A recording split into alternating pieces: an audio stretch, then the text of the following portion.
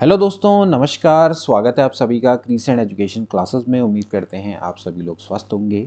उत्तराखंड प्रवक्ता screening exam की आपकी तैयारी अच्छी चल रही होगी। पहले तो आप सभी को महाशिवरात्रि की हार्दिक शुभकामनाएं।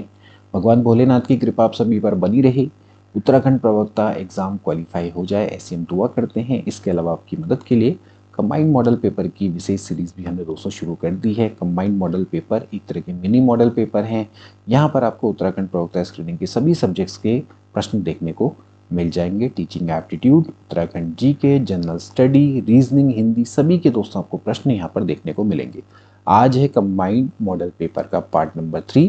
तो चलिए बिना किसी देरी के आज की क्लास को स्टार्ट करेंगे। आगे बढ़ने से पहले दोस्तों हमारी official application crescent education classes को तुरंत डाउनलोड कर लीजिए। यहाँ पर भी दोस्तों आपको बेहतरीन कोर्सेज देखने को मिल जाएंगे उत्तराखंड प्रवक्ता स्क्रीनिंग के। इसके अलावा टेलीग्राम चैनल को भी दोस्तों तुरंत ज्वाइन कर लीजिए। वहाँ पर भी दोस्तों आपको कई सारी एक्टिविटीज़ देखने को मिलेगी, एमसीक्यू देखने को मिलेंगे और हमारी क्लासेस की नोटिफिकेशन देखने को मिलेंगे। तो कोई भी क्लास आपकी मिस नहीं होगी। दोनों का लिंक इस वीडियो के डिस्क्रिप्शन बॉक्स में दोस्तों हमने दे दिया है।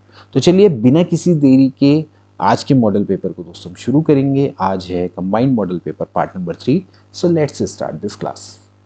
चलिए दोस्तों, आज का पहला प्रश्न combined model paper part number 3 का। किसी कक्ष स्थिति में कुछ नियम होते हैं जिनका अनुसरण हर विद्यार्थी और टीचर को करना होता है। ऐसे संचार को किसके अंतर्गत रखा जाएगा? In classroom situation there are some rule which have to be followed by every student and teacher. Such communication will be kept under which category? आपके सामने यहाँ पर कोड दे रखे हैं।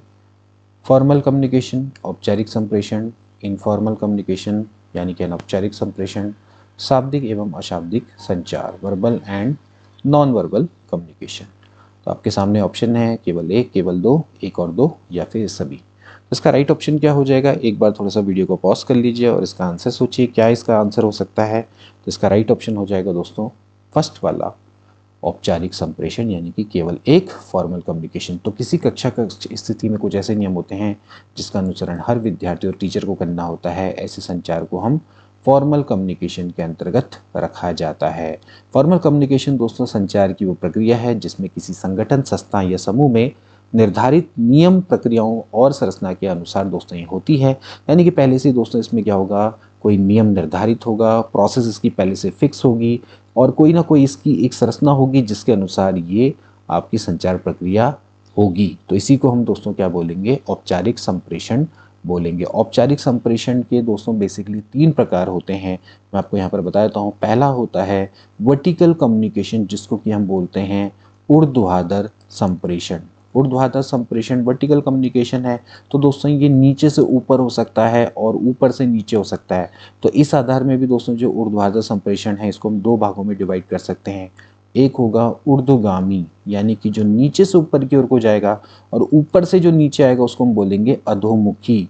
तो इसको हम बोलेंगे अपवर्ड और ये होगा डाउनवर्ड। ऊर्ध्वगामी का अर्थ है दोस्तों जब भी आपका जो संदेश है वो नीचे से ऊपर की ओर को जाता है। जैसे कि कोई छात्र है वो टीचर से कम्युनिकेट कर रहा है, जैसे कि इसमें आपका कोई सुझाव हो सकता है, कोई शिकायत हो सकती है, कोई रिपोर्ट हो सकती है। ओके। अधोमुखी का मतलब होगा जब ऊपर से नीचे की ओर को कम्युनिकेशन आएगा। तो जैसे कोई संदेश है वो उच्च स्तर से नीचे स्तर की ओर को आ रहा है, जैसे कोई आदेश दे दिया, निर्देश दे दिया। कोई टीचर है, टीचर छात्र से क्या कर रहा है? कम्युनिकेट कर रहा है। ओके। अगला दोस्तों आता है ऊर्ध्व के बाद, ऊर्ध्वाधर के बाद आता है क्षैतिज संप्रेषण, जिसको कि हम हॉरिजेंटल कम्युनिकेशन के नाम से जानते हैं। तो हॉरिजेंटल दोस्तों कैसे होगा? ऐसे होगा, यानी कि जब समान स्तर के व्यक्तियों के बीच में कम्युनिकेशन होता है, सूचना का आदान प्रदान होता है, जैसे कि सहकर्मी है या सहपाठी है उनके बीच में, जैसे कि टीम मीटिंग है और आपके सहयोगी टीचर्स हैं, इनके बीच में दोस्तों कोई वार्ता हो रही है।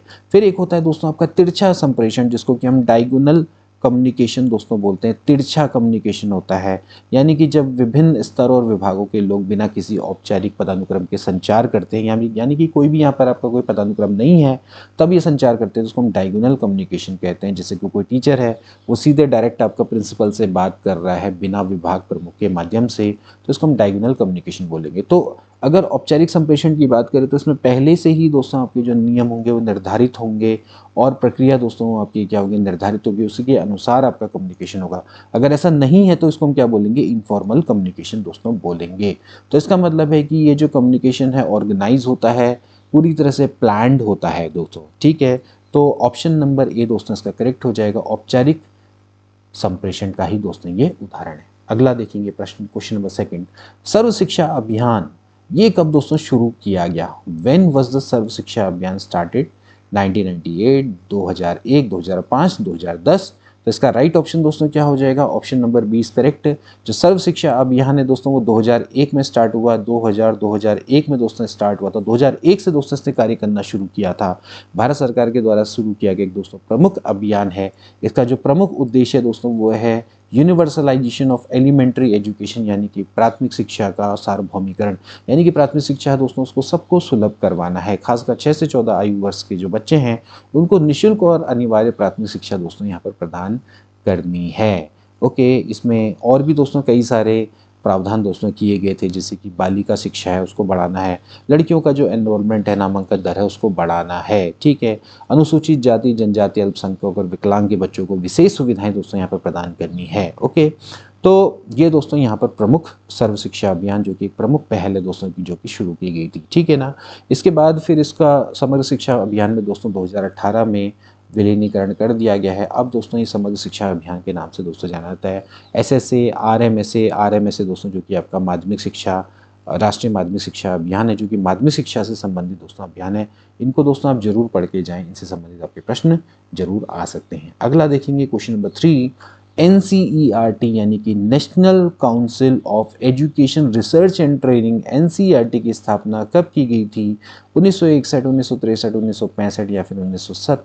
तो इसका राइट ऑप्शन दोस्तों हो जाएगा NCERT की स्थापना हमने कई बार बता दिया दोस्तों ये आपकी 1961, मोर प्रिसाइसली 1 सितंबर 1961 को दोस्तों इसकी स्थापना की गई थी। कुछ बुक्स में दोस्तों 1 अप्रैल दिया होगा, लेकिन इसका जो राइट आंसर है वो 1 सितंबर 1961 ही है। ओके, तो जो NCERT इसका मुख्यालय दोस्तों कहाँ पर है? न्यू दिल्ली में अवस्थित है दोस्तों। बेसिकली जो NCERT है उसके द्वारा प्रकाशित पुस्तकें हैं वो CBSE और कई राज्य बोर्डों के द्वारा उपयोग की जाती है। स्कूली शिक्षा के संबंध में नीति और कार्यक्रमों का विकास और कार्यान्वयन करना इसका प्रमुख उद्देश्य है। इसके अलावा शिक्षकों के लिए भी पाठ्य पुस्तक, अध्ययन सामग्री और प्रशिक्षण कार्यक्रमों का निर्माण दोस्तों करता है। इनोवेशन को दोस्तों बढ़ावा देता है। तो ये आपका दोस्तों बहुत प्रमुख संस्थान है स्कूली शिक्षा के उन्नयन के लिए दोस्तों जो NCERT उस समय पर कार्यरत है। अगला देखेंगे UGC का मुख्यालय कहाँ पर अवस्थित है? Where is the headquarter of UGC located? UGC मतलब कि यूनिवर्सिटी ग्रांट कमीशन, विश्वविद्यालय अनुदान आयोग। इसका मुख्यालय दोस्तों कहाँ पर अवस्थित है? इसका मुख्यालय दोस्तों नई दिल्ली यानी कि न्यू दिल्ली, दिल्ली में दोस्तों ये अवस्थित है। ओके, तो ये इसका जो मुख्यालय दोस्तों नई दिल्ली में अवस्थित है। UGC का दोस्तों जो मुख्य कार्यालय नई दिल्ली में अवस्थित है। इसके अलावा दोस्तों इसके 6 क्षेत्रीय कार्यालय भी अवस्थित है। 6 क्षेत्रीय कार्यालय भी दोस्तों यहाँ पर पूछे जाते हैं। कौन कौन है? पुणे है, भोपाल है, कोलकाता है, ठीक है, ध्यान रखना दोस्तों ये पूछे जा सकते हैं। गुवाहाटी है, ठीक है, इसके बाद हैदराबाद है और अगला है बेंगलुरु, ठीक है। ये आपके दोस्तों क्या हैं? इसके 6 क्षेत्रीय कार्यालय हैं। UGC की स्थापना हुई थी 28 दिसंबर 1953 को। उस समय पर मौलाना अबुल कलाम आज़ाद थे शिक्षा मंत्री। तो 28 दिसंबर 1953 को UGC की दोस्तों स्थापना की गई थी। 1956 को दोस्तों इसको एक स्टैच्यूटरी बॉडी के रूप में दोस्तों इसको मान्यता मिली, यानी कि ये आपका एक वैधानिक निकाय बन गया। ओके, तो 1953 में इसकी स्थापना, 1956 में इसको वैधानिक निकाय के रूप में मान्यता मिल गई। तो ध्यान रखेंगे दोस्तों ये सभी फैक्ट्स। अगला देखेंगे क्वेश्चन नंबर 5, ई गवर्नेंस का कौन सा मॉडल नागरिकों की सेवाओं को सीधे उपलब्ध करवाता है? बहुत अच्छा दोस्तों ये प्रश्न है। Which model of e governance make service availability directly to the citizen? तो G2G, government to government, government to citizen, government to business या फिर government to citizen to government. तो इसका राइट ऑप्शन दोस्तों क्या हो जाएगा? ई गवर्नेंस का कौन सा मॉडल है जो नागरिकों के लिए सेवाओं को सीधे उपलब्ध करवाता है? तो इसका राइट ऑप्शन हो जाएगा government to citizen model. Okay, e governance का अर्थ क्या है दोस्तों? बेसिकली जो आपकी जितनी भी सरकारी सेवाएं हैं उसको एक तरह से ऑनलाइन ग्राहकों को उपलब्ध कराना, जिससे कि जो ग्राहक है उसका समय बचे, उसका धन बचे, उसको कार्यालय के चक्कर ना काटने पड़े, ठीक है। तो ये ई गवर्नेंस सेवाएं हैं। तो बेसिकली जितनी भी सरकारी सेवाएं हैं उसको ऑनलाइन माध्यम से ग्राहक को पहुंचाना है या सिटीजन को पहुंचाना है, उसको सर्वसुलभ बनाना है, एक तरह से आसान तरीके से पहुंचाना है। यही दोस्तों आपका क्या होता है? ई गवर्नेंस का प्रमुख उद्देश्य दोस्तों होता है। अब इस मॉडल के तहत यानी कि G2C है, इसके तहत में दोस्तों जो नागरिक हैं उनको सेवाओं को सीधे उपलब्ध दोस्तों करवाया जाता है। ठीक है, सरकारी सेवाएं आसानी से दोस्तों उपलब्ध हो जाती हैं। जैसे कि आप देखते होंगे डिजिटल इंडिया पोर्टल है दोस्तों, जैसे कि विभिन्न सेवाओं का ऑनलाइन प्लेटफॉर्म है। यहाँ पर दोस्तों ई गवर्नेंस का उदाहरण है। अगर आपको आधार कार्ड बनाना है तो ये भी दोस्तों आपका क्या है, ई गवर्नेंस का उदाहरण है। ऐसे ही आपका जैसे डिजी लॉकर है, ठीक है, भूलेख के पोर्टल होते हैं। अगर आपको अपना रेलवे का टिकट बुक करवाना है, ठीक है, इसके अलावा आपको अपना बिजली का बिल भरना है और भी कई सारी सुविधाएं हैं। जैसे कि आपको अपना फॉर्म भरना है, यूकेपीएससी का फॉर्म भर रहे हो, यूकेटीपीएससी का फॉर्म भर रहे हो, तो पहले क्या होते थे ऑफलाइन भरते थे, अब आज के समय पर आप ऑनलाइन इनको भर सकते हैं। ठीक है, तो ये जो सभी सुविधाएं हैं ये बेसिकली किसके अंतर्गत आती हैं, ई गवर्नेंस के अंतर्गत आती हैं। ओके, अगला देखेंगे वर्तनी की दृष्टि से इनमें से आपको अशुद्ध शब्द के बारे में दोस्तों बताना है। कौन सा वर्तनी की दृष्टि से अशुद्ध शब्द है? एक है यानी, सूची और शुष्क। तो इसका राइट ऑप्शन दोस्तों क्या हो जाएगा? इसमें जो अशुद्ध शब्द है दोस्तों वो है यानी। ठीक है, ये पहला वाला यानी दोस्तों ये बेसिकली क्या है, एक तद्भव शब्द है और ये दोस्तों मतलब इसका क्या है, अर्थात वैसे इसका अर्थ होता है, लेकिन ये आपका क्या है, एक तरह का अशुद्ध शब्द है जो कि तद्भव शब्द आप इसको सिंपली कह सकते हैं। ठीक है, अब ये वाला जो यानी है ये आपका एक विदेशी शब्द है। ठीक है, और ये वर्तनी की दृष्टि से वैसे शुद्ध है, विदेशी शब्द है, तो इस तरह से मूल तरह से अरबी शब्द है ये। तो फिर यहाँ पर आपका क्या है कि ये आपका शुद्ध शब्द है। तो बाकी सूची है, शुष्क है, ये सभी शुद्ध शब्द है, लेकिन जो यानी है वो आपका क्या है, एक तरह का अशुद्ध शब्द है। इसको थोड़ा सा ध्यान में रखेंगे। ठीक है, अगला देखेंगे प्रश्न, क्वेश्चन नंबर 7। निम्नलिखित में से आपको बताना है कि तत्सम शब्द नहीं है, इसमें से तत्सम कौन सा नहीं है? हल्दी, शलाका, गोमय या फिर क्षीर। ओके, तो इसका राइट ऑप्शन दोस्तों क्या हो जाएगा? ऑप्शन नंबर ए दोस्तों करेक्ट हो जाएगा। देखिए जो हल्दी है वो एक तद्भव शब्द है और इसका जो तत्सम शब्द है वो है हरिद्रा। ठीक है, तो हरिद्रा बेसिकली क्या है, तत्सम शब्द है और उसका जो तद्भव शब्द है वो आपका हल्दी शब्द है। ओके, तो इसको ध्यान रखेंगे। बाकी जैसे बात करें जैसे शलाका है, गोमय है, क्षीर है, ये सभी के सभी दोस्तों आपकी क्या है, तत्सम शब्द है। शलाका का मतलब आज के ज़माने में अगर जिसका तद्भव शब्द बोले तो क्या होगा, सलाई। ओके, तो सलाई का मतलब क्या होता है, बेसिकली माचिस की तिल्ली या पतली सी जो लकड़ी सी होती है उसी को हम क्या बोलते हैं, शलाका बोलते हैं। तो लकड़ी की पतली छड़ी होती है उसको हम क्या बोलते हैं, सलाई, जिसे हम बोलते हैं दिया सलाई, है ना। ऐसी गोमय क्या हो गया दोस्तों, आपका हो गया गोबर, जो आज के समय में तद्भव शब्द है। ठीक है, तो गाय का मल यानी कि गोबर। ओके, क्षीर का अर्थ क्या होता है, दूध आज के समय पे तद्भव शब्द इसका क्या है, दूध है। तो ध्यान रखेंगे कि जो हल्दी है वो तद्भव है अपने आप में और जो तत्सम है वो उसका क्या होगा, हरिद्रा होगा। ध्यान रखेंगे। अगला देखेंगे प्रश्न, ई प्रत्यय किस में नहीं लगा है? आपको बताना है कि किस शब्द में ई प्रत्यय नहीं है। ठीक है, तो आपके सामने दोस्तों यहाँ पर दिए गए हैं भाई, तेली, रंगीला, माली, अलबेली। बड़ा आसान है पहचानना। तो आप देख सकते हैं कि बी वाला ऑप्शन दोस्तों करेक्ट हो जाएगा, रंगीला। इसमें ई प्रत्यय शब्द नहीं लगा है। ठीक है, तो इसमें बेसिकली देखा जाए तो क्या है, रंग धन ईला है ये। ठीक है, तो रंग धन ईला क्या बनता है, रंगीला बनता है। तो इस हिसाब से देखा जाए तो इसमें जो प्रत्यय है वो ईला है, ना कि ई। ठीक है, बाकी अगर मैं जैसे बात करूं तो आप देख सकते हैं जैसे तेल है तो तेल धन ई तो क्या बन जाएगा, तेली। ओके, ऐसे ही माल धन ई बनेगा तो क्या बन जाएगा, माल ई। इसके बाद अलबेला धन ई। ठीक है, अलबेला धन ई, तो इस क्या बन जाएगा, अलबेली बन जाएगा। तो अलबेला धन ई, अलबेली। तो इस तरह से आप इसको समझ सकते हैं। ठीक है, अगला देखेंगे प्रश्न, निम्नलिखित में से संतोष में कौन सी संधि है?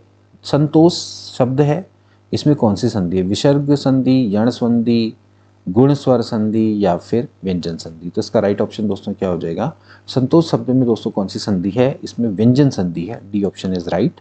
संतोष, इसका जो अगर संधि विच्छेद करेंगे तो क्या होगा, समधनतोष। तो समधनतोष है, तो ये दोस्तों आपका क्या है, व्यंजन संधि का उदाहरण है। ओके, तो सम का मतलब क्या होता है वैसे, उत्तम। ठीक, तो यहाँ पर दोस्तों, यहाँ पर जो ये इसका जो बेसिकली संधि विच्छेद होगा वो है सम धंतोष। तो ये क्या बताता है, विसर्ग संधि के बारे में, सॉरी व्यंजन संधि के बारे में दोस्तों बताता है। तो व्यंजन संधि का ये एग्जाम्पल है। अगला देखेंगे, निम्न में से कौन सा अरविंद का पर्यायवाची नहीं है। ठीक है, अरविंद का पर्यायवाची नहीं है बताना है। ठीक है, अरविंद अर्थ मतलब कि कमल। अरविंद क्या होता है दोस्तों, कमल। तो बेसिकली कमल के पर्यायवाची अगर आपको याद है तो बहुत ही आसानी से दोस्तों बता सकते हैं। तो कमल के दोस्तों पर्यायवाची कौन कौन से होते हैं, जैसे कि पंकज है, जलज है, अंबुज है, ये सभी दोस्तों आपके क्या हैं, कमल के पर्यायवाची हैं। ओके, ऐसी सरोज होता है, पुष्कर होता है। ठीक है, कमल तो है ही, तो कमल, जंकज, पंकज, जलज, अंबुज ये सभी दोस्तों आपके क्या हैं, कमल के पर्यायवाची हैं। लेकिन मिलिंद इसका पर्यायवाची नहीं है। ओके, तो अरविंद का जो पर्यायवाची है वो मिलिंद नहीं है। तो ऑप्शन नंबर ए दोस्तों क्या हो जाएगा, करेक्ट हो जाएगा। मिलिंद अर्थ क्या होता है दोस्तों, भौरा। मिलिंद क्या होता है, भौरा। तो भौरा, तो भौरा के पर्यायवाची दोस्तों जैसे कि भ्रमर हो गया, भृंग हो गया, मधुकर हो गया। ठीक है, तो ये सब आपके क्या हैं, मिलिंद के पर्यायवाची हैं। तो मिलिंद का अर्थ होता है भौरा, जबकि अरविंद का अर्थ होता है कमल। तो कमल के पर्यायवाची ये सब है।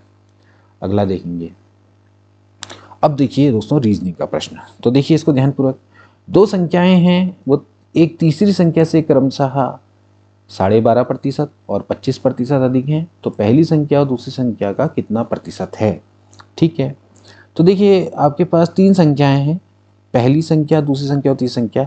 मान लेते हैं दोस्तों जो तीसरी संख्या है वो है x, तीसरी संख्या x। ओके, अब जो पहली संख्या है ये कह रहा है कि जो पहली संख्या है वो तीसरी संख्या से 12.5% अधिक है। ठीक है, 12.5% अधिक है। जैसे मैं कहता हूं कि अगर एक संख्या दूसरी संख्या से 10% अधिक है, तो इसका मतलब है जो पहली संख्या है वो दूसरी संख्या का 110% है। यानी कि सिंपली क्या करेंगे, इसमें 100 ऐड कर देंगे। ठीक है, ये कितना है 12.5% यानी कि 12.5%। देखो 12 से 1/5 का मतलब हो गया 12.5%। तो इसमें कितना ऐड कर देंगे, 100 ऐड कर देंगे। ठीक है, यानी कि जो पहली संख्या है वो तीसरी संख्या का कितना परसेंट है, वो है 112.5। इसमें 100 ऐड कर दीजिए, इसमें 100 ऐड करोगे तो कितना हो जाएगा, 112.5%। तो यानी कि पहली संख्या वो है वो 112.5% है एक्स का। ओके, ऐसे ही फिर ये कह रहा है दूसरी संख्या कितनी है, 25% अधिक है। अधिक की बात हो रही है, तो दोस्तों इसमें भी क्या करेंगे, 100 ऐड कर देंगे। यानी कि वो तीसरी संख्या का कितना प्रतिशत है, 125% है। ठीक है, तो पहली संख्या और दूसरी संख्या क्या है, तीसरी संख्या का, एक है इसका 12.5% ज़्यादा यानी कि 112.5%, और दूसरा है इसका सीधे सीधे 125%। अब ये कह रहा है कि पहली संख्या दूसरी संख्या का कितना परसेंट है। जैसे मान लेते हैं दो संख्या है 5 और एक है 10। आपसे बोलेगा कि 5 10 का कितना प्रतिशत है, तो कैसे निकालेंगे, 5/10 गुणा 100। ठीक है, मान लेते हैं आपने 100 मार्क्स का पेपर दिया और आपके 90 मार्क्स आए, तो आप कहेंगे कि भाई आपके 90% मार्क्स आए। कैसे आए 90% मार्क्स, 90/100 गुणा 100 ऐसे करते हैं। ठीक है, तो आप इस तरह से निकालेंगे। तो भैया 5 है वो 10 का कितना प्रतिशत हो जाएगा, वो एक्चुअली उसका 50% हो जाएगा। ठीक है, तो हमें बताना है कि पहली संख्या दूसरी संख्या का कितना परसेंट है। तो इसका मतलब है कि क्या करूँगा, मैं इसी नियम का यूज़ करूँगा, यानी कि हो जाएगा 112.5% एक्स बट्टे 125% एक्स गुणा 100। ऐसे हम इसको निकालेंगे। ठीक है, अब इसको दोस्तों आपने सॉल्व करना होगा। देखिए एक्स से एक्स कट जाएगा, प्रतिशत से प्रतिशत कट जाएगा। प्रतिशत में हम क्या करते हैं दोस्तों, यहाँ पर 100 से डिवाइड करते हैं, 100 से 100 कट जाएगा। ठीक है, तो यहाँ पर दोस्तों आप क्या करेंगे, ये 100 है, इसको ऊपर ले आइए मल्टीप्लाई में, 112.5 गुणा दोस्तों 100 है, बट्टे हो गया 125। ठीक है, अब इसको दोस्तों थोड़ा सा सॉल्व कर लेंगे। गणित ही यहाँ पर थोड़ा बहुत, अब इसको सॉल्व कर लिए, 25 पंजे 125, 25 छक्को 100। ठीक है, इसको काटिए 5 से, हो जाएगा भाई 5 दूनी 10, एक बच जाएगा, 5 दूनी 10, 5 पंजे 25, यानी कि 22.5 गुणा 4 करेंगे तो 5 चक्को हो गया 20, 2 4 दूनी 8, 9 10, 1 4 दूनी 8 और 1 9, यानी कि पॉइंट यहाँ लग जाएगा तो बेसिकली आ जाएगा 90%। तो ऐसे दोस्तों इसको निकाला जाता है। ठीक है, सो 90% यानी कि ए वाला ऑप्शन इसका राइट हो जाएगा। ओके, समझ लीजिए जब भी मैं कहता हूँ कि अगर कोई ए है वो बी से मान लेते हैं 4% ज़्यादा है, अगर ये ए बी से 4% ज़्यादा है तो इसका मतलब ए है वो बी का 104% है। आप इस तरह से समझेंगे, ठीक है। करते कैसे हैं भाई, सिंपल सी बात है कि भैया अगर कोई संख्या x है उसका से 25% ज़्यादा है तो इसका मतलब है x प्लस एक्स का 25%, ये हम करते हैं, ठीक है। तो इसको जब हम सॉल्व करेंगे तो यहाँ पर से क्या आ जाएगा 1 प्लस 25%, तो 1 का मतलब हो गया, आप इसको लिख सकते हैं 100%, क्योंकि 100% का अर्थ है 100/100, 100/100 का अर्थ क्या हो गया 1 हो गया। तो आप इसको 1 की जगह पे लिख दीजिए 100%, तो बेसिकली कितना हो जाएगा 125% ऑफ एक्स। तो ऐसे आपने इस कॉन्सेप्ट को निकाला, ठीक है। तो अगर कोई संख्या है तीसरी संख्या से 12.5% अधिक है तो इसका मतलब वो संख्या उसका 100 प्लस 12.5% है, यानी कि 112.5% है। अगर ऐसी कोई संख्या दूसरी संख्या से 25% अधिक है तो यानी कि वो जो संख्या है वो 125% ऑफ एक्स है। ओके, ऐसे आप इसको निकाल सकते हैं, ठीक है। पहली संख्या निकल गई, दूसरी संख्या निकल गई, अब ये बताना है कि ये इसका कितना प्रतिशत, तो यानी कि इतना बट्टे इतना गुणा 100। तो ऐसे आप क्या कर सकते हैं, डायरेक्टली 90% निकाल सकते हैं। तो ये आपने अच्छे से दोस्तों थोड़ा सा पढ़ने होंगे। Option number A will be correct. एक और अगला प्रश्न देखेंगे। अब देखिए, एक टंकी है, इसमें 2 नल है। पहली टंकी में पानी भरता है, दूसरा टंकी से पानी बाहर निकालता है। ओके, अब टंकी 4 घंटे में भर जाती है जब केवल पहला नल खुला है, और 12 घंटे में जब दोनों नल खुले होते हैं। तो पूरी टंकी को खाली करने में कितना समय लगता है जब केवल दूसरा नल खुला होगा। अब देखिए है क्या, ये आपकी टंकी है, इस टंकी में एक नल है जो कि यहाँ पर पानी डाल रहा है, और एक नल है जो कि यहाँ से पानी निकाल रहा है, ठीक है। यानी कि ये क्या करेगा, प्लस करेगा, और ये क्या करेगा, माइनस करेगा। हमें मान लेते हैं पानी को डाल रहा है तो प्लस, पानी को बाहर निकाल रहा है तो माइनस। ओके, कभी कभार क्या होता है कि 2 नल लगे होते हैं दोस्तों, कि यहाँ पर आपका ये नल है और ये नल है, दोनों अगर साथ साथ लगे। ये उसी तरह से मान लीजिए कि जैसे मान लेते हैं एक आदमी है, इसी काम को 4 दिन में करता है, कोई भी आदमी है उसी काम को 6 दिन में करता है, दोनों मिलके काम करेंगे तो कितने दिन लगेंगे, ठीक है। तो इसका मतलब है कि जब दोनों नल होंगे टंकी को तो कितने टाइम पे भरेंगे, ऐसे प्रश्न दोस्तों आपको पूछे जाते हैं, ठीक है। तो अभी क्या है, लेकिन यहाँ पर उल्टा है, एक नल तो टंकी को भर रहा है, एक टंकी से पानी बाहर निकाल रहा है, ठीक है। तो देखिए इसको कैसे करा जाएगा। देखिए पहली बात है, जो टंकी को भरता है वो बेसिकली 4 घंटे में टंकी को भर देता है, यानी कि 4 आवर्स में ये एक टंकी को भरता है, ठीक है। इसका मतलब अगर मैं 1 घंटे की बात करूं तो 1 घंटे में ये टंकी के 1/4 भाग को ही भर पाएगा, ठीक है। अब दूसरे नल की अगर मैं बात करूं तो इसका मुझे पता नहीं है, ये मान लेते हैं x आवर में टंकी को खाली कर देता है। कितने का आवर में, x आवर में। तो ये मान लेते हैं x आवर में टंकी को खाली करता है, तो खाली करता है एक टंकी को, टंकी तो एक ही है वही। तो ये क्या करेगा, 1 आवर में कितनी टंकी खाली करेगा, 1/x टंकी क्या कर देगा, खाली कर देगा, ठीक है।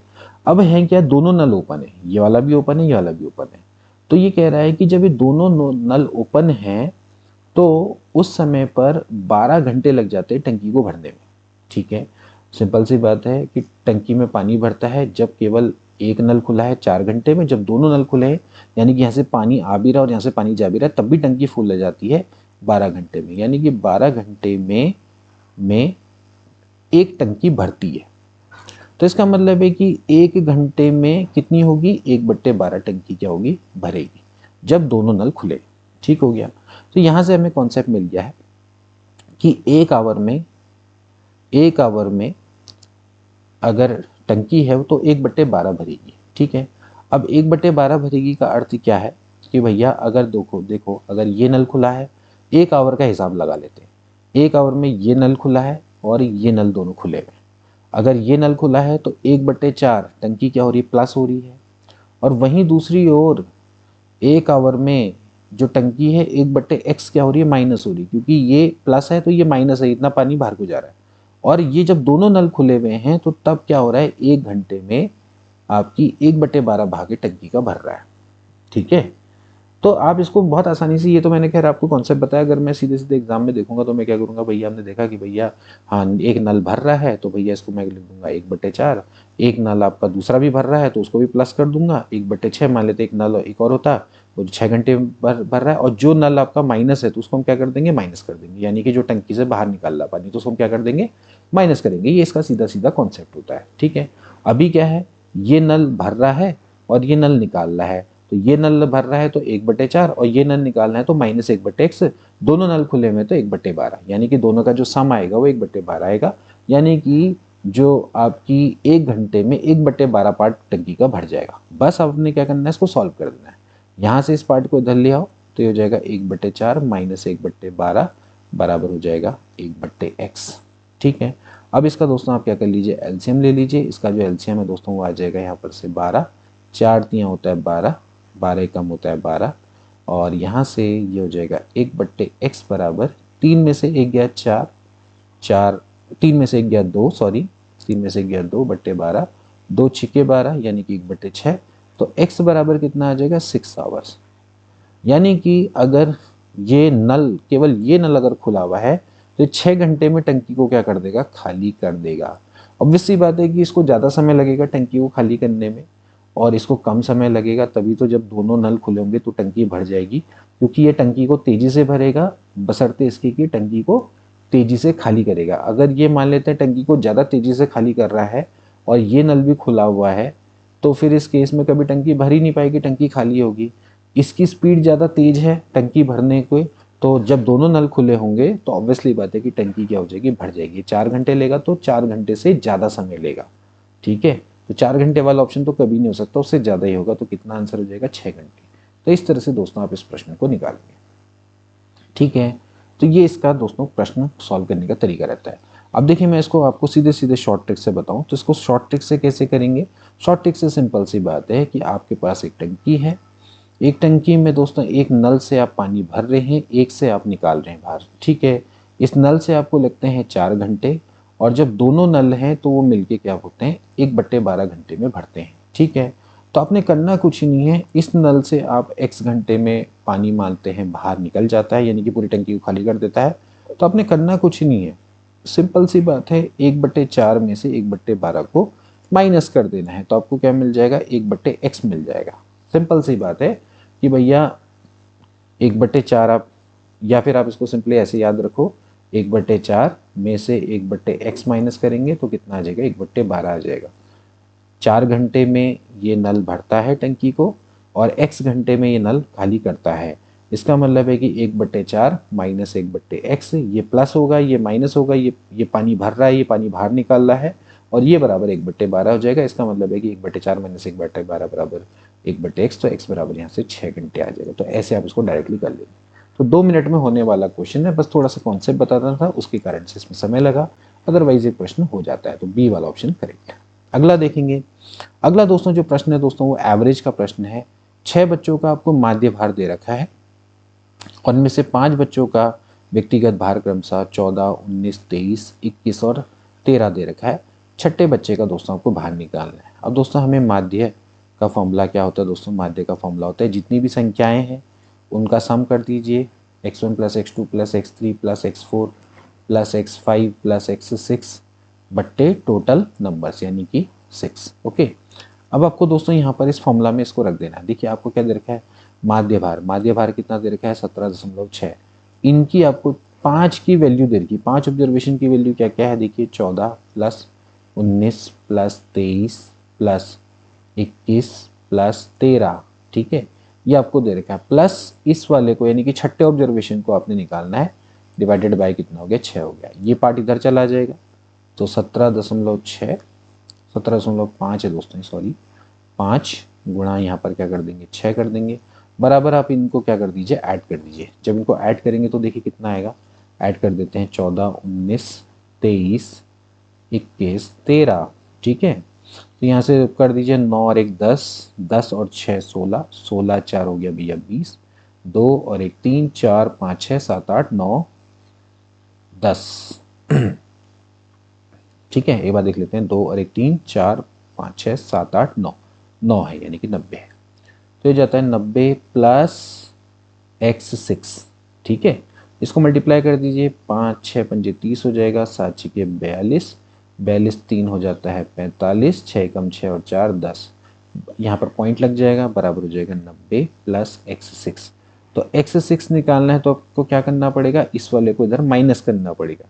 तो 105 माइनस 90 कर देंगे तो कितना आ जाएगा दोस्तों, 15 kg आ जाएगा। यानी कि जो आपका अंतिम वाला था, यानी कि जो लास्ट वाला जो बंदा है वो किसका भार कितना रहा होगा, 6 चाइल्ड का 15 kg दोस्तों रहा होगा। ठीक है, तो अब इस तरह से दोस्तों इसको यहाँ पर से निकाल सकते हैं। ओके, तो ये आपका यहाँ पर तरीका रहने वाला है। इसमें आप शॉर्टकट क्या है कि देखिए, अगर आपको फॉर्मूलाज पूरे पता है तो सिंपली हम क्या करते हैं दोस्तों, जैसे कि माध्य है तो माध्य बराबर क्या होता है, सबका सम, सबका योग बट्टे टोटल नंबर। टोटल नंबर दोस्तों आपका कितना है, यहाँ पर है 6। तो इसका मतलब है कि सबका जो सम है वो कितना हो जाएगा, 6 गुणा माध्य के बराबर हो जाएगा। ठीक है, यानी कि 6 गुणा ही हो जाता है 17.5। अभी हमने इसका मल्टीप्लाई करके निकाला तो कितना आया था, 105। यानी कि जो सबका योग है, सबका जो योग है वो 105 के बराबर है। तो आप क्या करिए, सबका योग कर दीजिए। सबका जब हम योग करेंगे, सबका योग करेंगे, जैसे अगर हम इसका सबका योग करेंगे तो कितना आएगा, 90 धन, अब जो छठा बच्चा है उसका मान लेते हैं x है बाहर, तो 90 धन x बराबर है 105, यानी कि x बराबर कितना हो जाएगा, 15 हो जाएगा। तो आप इससे भी इसको निकाल सकते हैं शॉर्टकट मेथड से। तो सी वाला ऑप्शन विल बी राइट। ठीक है, अगला प्रश्न देखेंगे, क्वेश्चन नंबर 14। अब देखिए यहाँ पर आपको क्या दे रखा है दोस्तों, अक्षरों का समूह दे रखा है, इनके बीच में कोई ना कोई पैटर्न होता है अल्फाबेटिकल वाला, और आपने क्या करना है, इसमें रिलेशन निकालना है, समानुपात निकालना है। तो देखिए क्या है, ये देखिए यहाँ पर है BEAK, ठीक है, और यहाँ पर है EIFQ, इनके बीच में कोई ना कोई दोस्तों आपका रिलेशन है। इस रिलेशन को ध्यान से देखें तो यहाँ पर आप देखें तो BCDE यानी कि +2 का गैप है। ठीक है, इसके बाद अगर आप यहाँ पर देखिए EFGHI यानी कि +3 का गैप हो जाता है। ऐसी ए के बाद देखें तो BCDE, ABCDEF यानी कि +4 का गैप है। ऐसी दोस्तों यहाँ पर क्या है, +5 का गैप है। तो इसी तरह से आपने दोस्तों यहाँ पर इसको बनाना होगा। तो देखिए क्या है, SAIL, तो देखिए अगर जैसे मैं इसको बनाऊंगा तो PQRS, देखिए S के बाद +2 करना पड़ेगा, TU, तो यहाँ पर क्या आना चाहिए, B आना चाहिए। ठीक है, +2 के गैप में। अब ऐसी ए के बाद आपने क्या करने पड़ेंगे, 3, तो ABCD, फिर यहाँ पर क्या आना चाहिए, E आना चाहिए। ठीक है, +3 का गैप होना चाहिए। तो यहाँ पर आप देखें तो ये और ये तो कैंसिल आउट हो गए, तो B और E इन दोनों में से एक होगा। अब आप बात करें यहाँ पर होना चाहिए +4, यानी कि I के बाद क्या आएगा, JKLM, तो यहाँ पर N होना चाहिए। ठीक है, तो VEN हो गया, तो भैया इसका मतलब है सी वाला ऑप्शन दोस्तों इसका क्या होता है, राइट हो जाता है। ऐसी L है तो इसके बाद क्या होगा, L ABCDEFGHIJKLMNOPQ, तो यहाँ पर आपका लास्ट में क्या होना चाहिए, R होना चाहिए, तो VENR, इट इज करेक्ट। तो यानी कि C option will be right. तो आपने इस तरह से अल्फाबेटिकल के बीच में जो रिलेशन है उसको आपने निकालना होगा। ठीक है, अब ऐसे ही दोस्तों आपका ये नॉन वर्बल से संबंधित प्रश्न है जिसमें हम दोस्तों भाषा का प्रयोग नहीं करते, चित्रों का प्रयोग करते हैं। तो इसमें आपने क्या करना है, select the option that will replace the blank space of the following. ये तो आपके पास दोस्तों आप देख सकते हैं कि ये जो आपके फिगर हैं वो कैसे सिमेट्रिकल है। ठीक है, जैसे सिमेट्रिकल फिगर है ना, मिरर इमेज है एक दूसरे की। ओके, और वो कैसे हैं, डायगोनली, यानी कि ऐसे ऐसे। तो ऐसी आपको क्या करनी है, मिरर इमेज बनानी। तो कुछ नहीं करना होता, इसको कंप्लीट करना होता है। देखो जैसे यहाँ पर क्या है, ये है, ये लाइन है, तो यहाँ पर भी क्या होना चाहिए, ऐसा होना चाहिए। देखो इसके बाद फिर क्या है, स्टार है, तो यहाँ पर भी दोस्तों क्या होना चाहिए, आपका स्टार होना चाहिए इस तरह से। ठीक है, इसके बाद फिर ये बना हुआ है, तो ये आपका ये बना हुआ होना चाहिए। देन उसके बाद आपकी ये इस तरह से होनी चाहिए, एंड इसके बाद ये होना चाहिए। तो आप ये देख लीजिए ऐसा फिगर कहाँ पर दिख रहा है, ऐसा फिगर दोस्तों आपको ये नंबर 3 पर दिख रहा है। ये फिगर आपका बिल्कुल एग्जैक्ट ऐसी फिगर है। देखो फिगर को बना लो, बस कंप्लीट करके कम लो। ठीक, तो सी वाला ऑप्शन दोस्तों इसका क्या हो जाएगा, राइट हो जाएगा। C option will be right. चलिए नेक्स्ट देखेंगे, आपको बताना है कि निम्नलिखित में से किसका मुख्यालय उत्तराखंड की राजधानी देहरादून में अवस्थित है। आपको बताना है कि इनमें से कौन सा जो मुख्यालय है वो देहरादून में अवस्थित है। भारतीय पुरातत्व सर्वेक्षण, भारतीय सर्वेक्षण विभाग, भारतीय वनस्पति सर्वेक्षण, या फिर भारतीय भूवैज्ञानिक सर्वेक्षण। तो इसका राइट ऑप्शन दोस्तों क्या हो जाएगा, ऑप्शन नंबर बी, भारतीय सर्वेक्षण विभाग।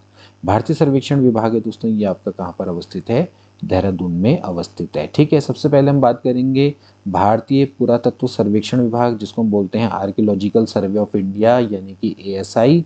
एएसआई दोस्तों कहाँ पर अवस्थित है? ये आपका दिल्ली में दोस्तों अवस्थित है। ये आपका दिल्ली में दोस्तों अवस्थित है। इसकी स्थापना हुई थी 1861 में। इसके बाद दोस्तों बात करेंगे भारतीय सर्वेक्षण विभाग की यानी कि survey of India. Survey of India दोस्तों कहाँ पर है? दोस्तों ये देहरादून में अवस्थित है। जैसे कि हमने अभी डिस्कस किया, इसकी जो स्थापना है 1767 में दोस्तों हुई थी। ओके, इसके बाद आता है भारतीय सर्वे वनस्पति सर्वेक्षण विभाग यानी कि बॉटनिकल सर्वे ऑफ इंडिया, इसको हम बोलते हैं BOI। और इसका जो मुख्यालय दोस्तों ये है कोलकाता में यानी कि पश्चिम बंगाल में दोस्तों ये अवस्थित है। इसकी स्थापना 1890 में हुई थी। इसके बाद आता है भारतीय भूवैज्ञानिक सर्वेक्षण विभाग यानी कि जियोलॉजिकल सर्वे ऑफ इंडिया, जिसको हम GSI के नाम से दोस्तों जानते हैं। इसकी भी स्थापना दोस्तों कहाँ पर हुई है? कोलकाता में ही हुई है। और इसका जो स्थापना है वो हुई है 1851 में। तो आप दोस्तों यहाँ पर देख सकते हैं कि ये आपके प्रमुख सर्वे से रिलेटेड दोस्तों आपके विभाग हैं जिनको आपने समझना है। ठीक है, यह इंस्टीट्यूट है जिसको आप ध्यान रखेंगे। अगला देखेंगे दोस्तों कि कुमाऊं वाटर रूल्स यानी कि कुमाऊं जल संबंधी कानून किस वर्ष दोस्तों लागू किए गए? 1874, 1917, 1940 या फिर 1943? तो देखिए जो कुमाऊं वाटर रूल्स हैं दोस्तों ये आपके 1917 में दोस्तों आपके लागू किए गए थे, 1917 में। ठीक है, तो इनका जो नियम ये क्यों दोस्तों लागू किए गए, इसका जो मेन उद्देश्य यही था कि जितने भी जो जल संसाधन है यहाँ पर उनका उचित तरीके से प्रबंधन करना है, उनको कंजर्व करना है। ठीक है, यानी कि जो पानी है उसका उचित तरीके से मैनेजमेंट करना है, उसकी बचत करनी है। ठीक है, इसके उपयोग को कंट्रोल करना है। ठीक है, और एक तरह से जितने भी आपके वाटर डिस्प्यूट चल रहे हैं उनको दिशा निर्देश यहाँ पर प्रदान करना है। ठीक है,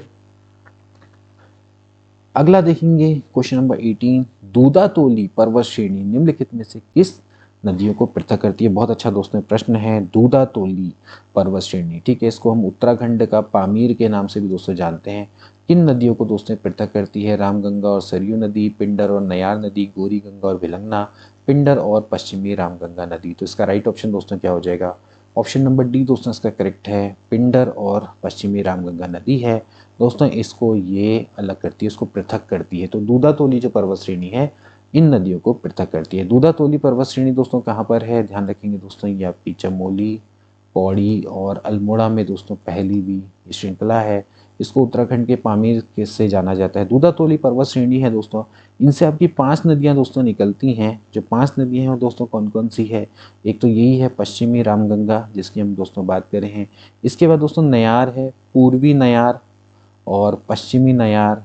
ठीक है, ये 2 नदियां हैं। इसके अलावा आटागाड़ एक प्रमुख नदी है दोस्तों से निकलने वाली, एक है बूनो नदी या वीनो नदी भी बोलते हैं इसको। तो ये 5 नदियां दोस्तों इससे निकलती है दूधातोली पर्वत श्रेणी से काफ़ी दोस्तों प्रश्न पूछे जाते हैं। तो पश्चिमी रामगंगा है, इसके अलावा पूर्वी नयार, पश्चिमी नयार, इसके अलावा आटागाड़ और बूनो नदी, ये आपकी 5 नदियां हैं जो कि दूधातोली पर्वत श्रेणी से निकलती है। इसको आप ध्यान में रखेंगे। नेक्स्ट क्वेश्चन दोस्तों पढ़ेंगे, निम्नलिखित में से कौन सा मंदिर गढ़वाल में अवस्थित है? बहुत अच्छा दोस्तों प्रश्न है। धौलीनाग, बेरीनाग, नागनाथ पोखरी या फिर कालीनाग? तो देखिए इनमें से कौन सा मंदिर दोस्तों गढ़वाल में स्थित है? तो इसका राइट ऑप्शन दोस्तों हो जाएगा ऑप्शन नंबर सी यानी कि नागनाथ पोखरी। नागनाथ पोखरी दोस्तों ये जो मंदिर है दोस्तों ये आपका चमोली में अवस्थित है।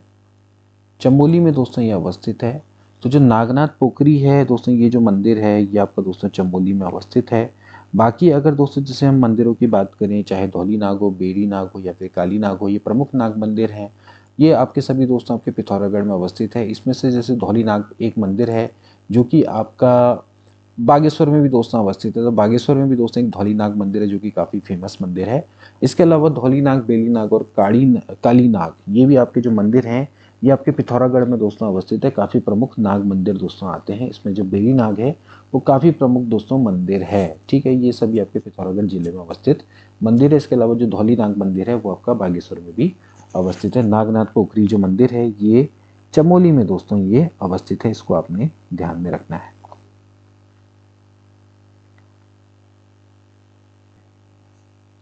अगला प्रश्न देखेंगे दोस्तों, निम्नलिखित में से कौन सा सही सुमेलित है? आपने बताना है कि कौन सा सही सुमेलित है।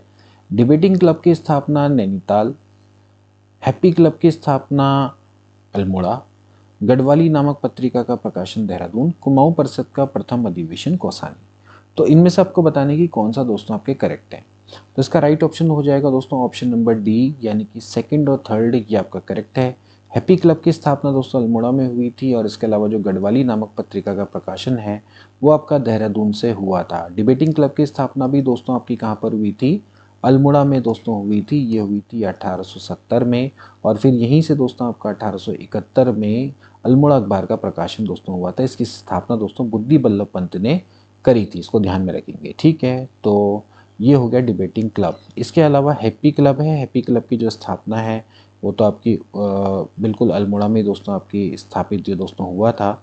और जो हैप्पी क्लब है इसकी स्थापना 1903 के आसपास दोस्तों हुई थी, तो उसको ध्यान रखेंगे। जो हैप्पी क्लब है तो ये आपका इसकी स्थापना दोस्तों कहाँ पर हुई थी, अल्मोड़ा में ही हुई थी। ठीक है, और गोविंद बल्लभ पंत और हरगोविंद पंत थे, इनके प्रयासों से इसकी स्थापना दोस्तों हुई थी।